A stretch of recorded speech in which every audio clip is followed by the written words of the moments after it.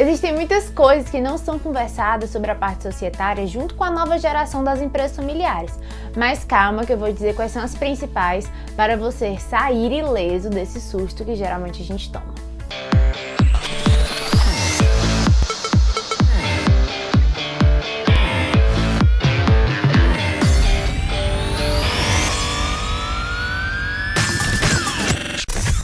Oi pessoal, sejam bem-vindos a mais uma Nova Geração. Eu me chamo Lívia Ferraz e aqui é um espaço em que herdeiros, sucessores, jovens que trabalham em empresas familiares, nós conversamos sobre os principais problemas e soluções que nós podemos trazer para esse mundo tão complexo e tão diverso que são as empresas familiares.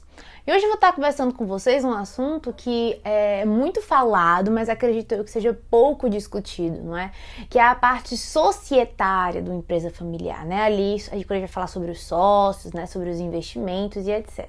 E aí muito se fala quando a gente, né? Quando ocorre assim uma fatalidade, quem vai herdar a parte societária, quem é que compra as ações da empresa, quem é que tem a parte majoritária, não é? Dessas ações e tal. A gente vê muito isso também em novela.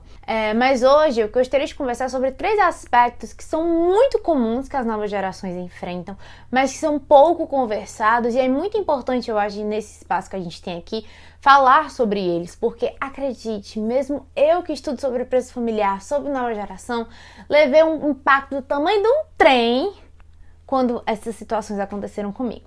Vamos lá. A primeira situação que eu gostaria de falar é sobre o luto, não é? É claro que a morte, ela não é uma coisa muito falada na nossa sociedade, né, ocidental, é tratada assim até como um tabu, mas ela de fato acontece, né? É muito triste quando um ente querido nosso vem a falecer. Imagina uma pessoa da família empresária.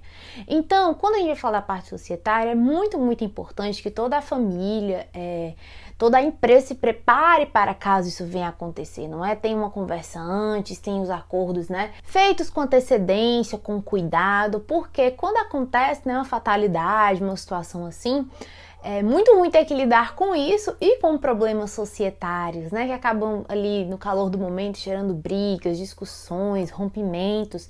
E não é isso que a gente quer, né? Isso não é importante para aquele momento da empresa. Aquele momento é para a família empresária, a empresa, as pessoas como um todo se unirem, né? Em comungarem num sentimento de paz, de união, não é? De partida, para que até mesmo não ocorra desavenças por causa desse momento, né? Que vai estar todo mundo triste e abalado.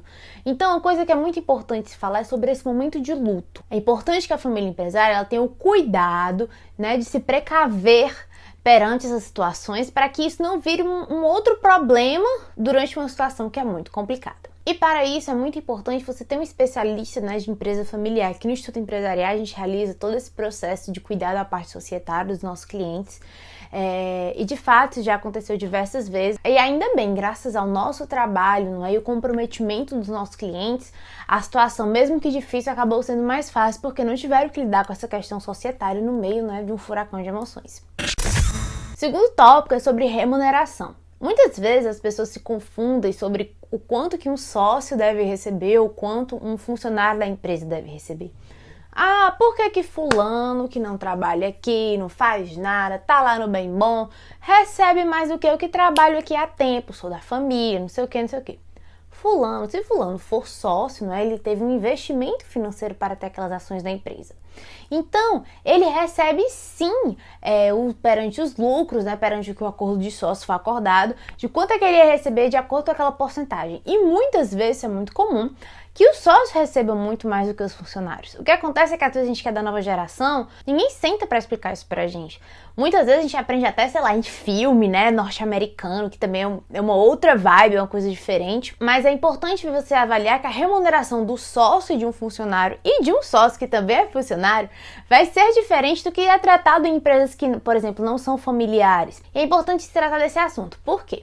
Eu sou sócio da empresa, tenho 53% das ações, mas por que fulano que tem menos ações está ganhando mais do que eu?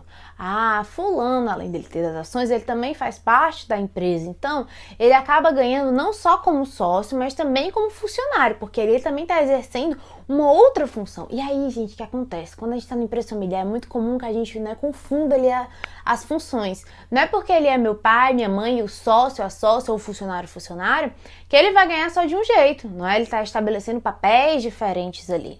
então que ele ganhe de acordo com aqueles papéis.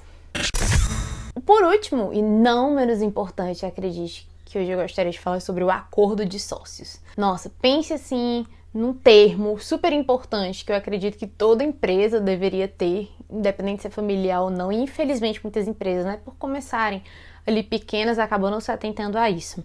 O acordo de sócios é que vai estabelecer como é o relacionamento dos sócios entre si, perante a empresa, perante até mesmo a família. Por exemplo, quando será que eu como sócio, poderei retirar dinheiro da empresa? Afinal de contas, eu tenho como, né? Se eu tenho direito àquelas partes societárias, tá? Mas quando é que eu vou saber qual é o momento propício? E se eu divido essa sociedade, por exemplo, com outra pessoa, quais são os nossos deveres e obrigações perante ali a empresa? Nós temos que ter algum? Quais são também as bonificações de ser sócio dessa empresa? Outra situação que pouco se comenta, mas, por exemplo, tô aqui, tem uma sociedade junto com essa outra pessoa e essa pessoa tá fazendo coisa errada. E aí? Então, o acordo de sócios meio que vai ser um livro de regras, na qual nós, como sócios, poderemos seguir e ver o que poderemos fazer nessas situações. É muito importante que esse acordo de sócios seja feito por pessoas que saibam lidar com a área jurídica, como também com a família empresária. Porque não adianta nada meu pai e minha mãe sentar para falar, e aí chega e faz só os advogados ali o acordo de sócios, não entende sobre empresa familiar, vira uma briga entre eu e meu irmão, por que você não pensou naquilo e não sei o quê. Aí depois faz só eu e minha família, um exemplo, acordo de sócio, e a gente não entende nada de direito e faz uma confusão e tal. Então, gente, por esse ser um aspecto muito importante, é imprescindível que seja feito por um acompanhamento de pessoas que entendam sobre empresa familiar, não é? Que entendam sobre a parte jurídica, que entendam como é que essas duas coisas se complementam, não é?